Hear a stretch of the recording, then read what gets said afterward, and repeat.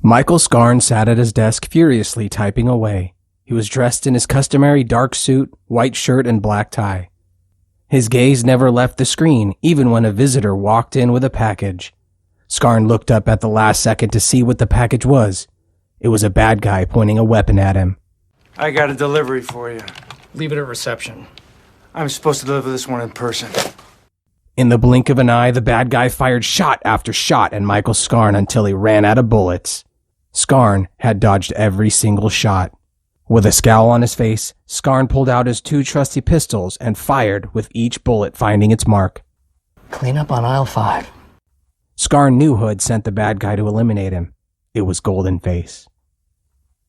Michael Scarn was the world's top secret agent, and he had saved the world from his nemesis, Golden Face, many times.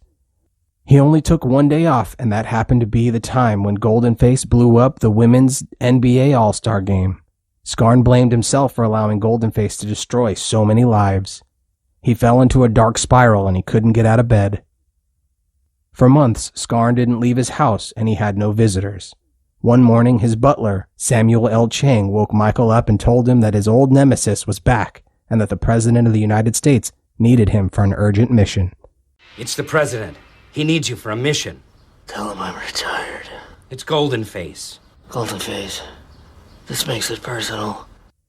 Scarn stood in front of President Jackson in the White House Oval Office.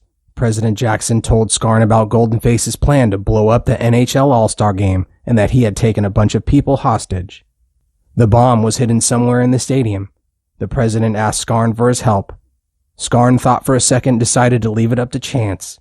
He pulled out a quarter and flipped it into the air. The president's eyes and hopes went up into the air with the coin, and, as it landed on the table, he nervously chewed his nails. The quarter came to rest, and Michael Scarn decided to help. It's your old enemy, Golden Face. As you're aware, Golden Face tried to blow up the NFL All-Star Game, the Baseball All-Star Game, and the NBA All-Star Game. You stopped him every time. Then you took one day off to run a 20K with your friend Robin Williams. 1 day off.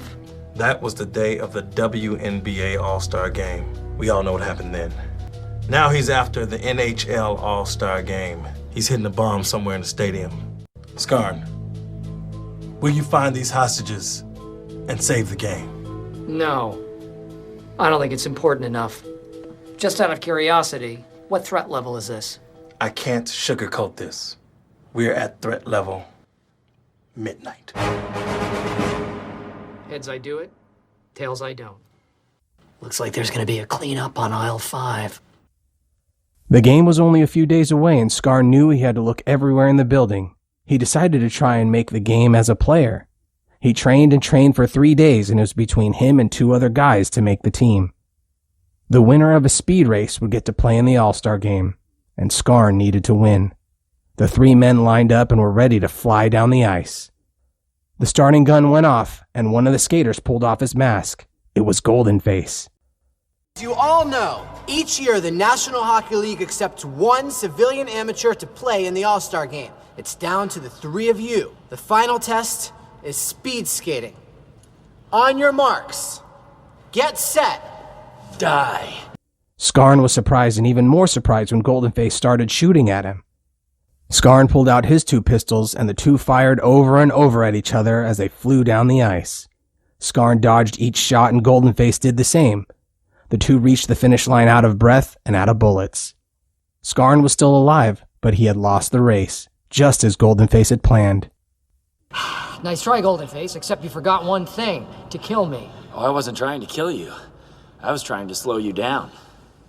No! Scarn had failed. He knew that he had to get into the game as a player, so he knocked out the man who won and took his place. The game was only a day away, and Scarn was able to find out where the hostages were located. He and his butler Chang broke into the building and found the hostages. They were about to release them when Golden Face showed up again. He told Scarn that the bomb was in the hockey puck, and he pulled out his golden gun and fired. This shot finally hit its mark. Scarn woke up in the hospital, wounded badly, but he knew he needed to save the All-Star Game. He went to the president of the White House and told him what he had discovered about the location of the bomb. The president smirked, and suddenly, Goldenface walked in. You just said the bomb is in the puck? Yes. Is that where you hid the bomb, Goldenface? The president and Goldenface were working together to blow up the All-Star game. Scarn was floored. He smashed the president over the head with a painting and fled. Scarn was feeling down. He had been set up and betrayed. He's going back over everything and wondered where he went wrong. Doubt crept in as he sat alone at a bar, and he started doubting himself and his ability to save the All-Star game. I'm too depressed to save the big game, Billy. I'm at my low point. When you're sad, you don't do your job no good. And this country needs you to do your job good. Yeah. I'm gonna cheer you up. The only ways I know how. Hey, kid. Hit G9 on the jukebox. No, Billy. This isn't just about you anymore. There's a whole crowd of people out there who need to learn how to do the scarn. The bartender flung a coin to a young man and told him to hit a button on the jukebox. He knew what would get Michael Scarn back on track, a special dance called the Scarn. The boy hit the button, and Michael Scarn stood up, and soon the whole bar was dancing. It was just what Michael needed. Check it.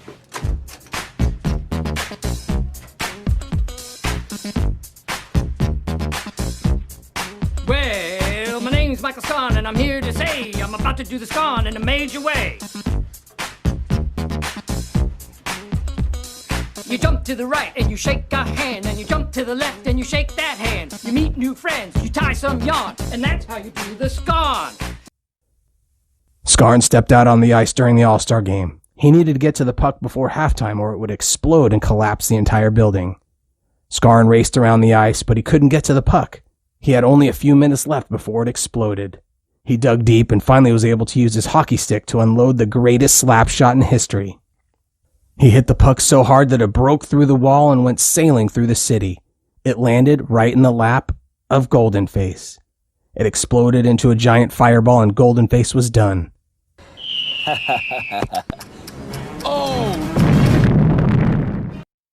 Scarn had saved the day again and finally defeated Goldenface once and for all.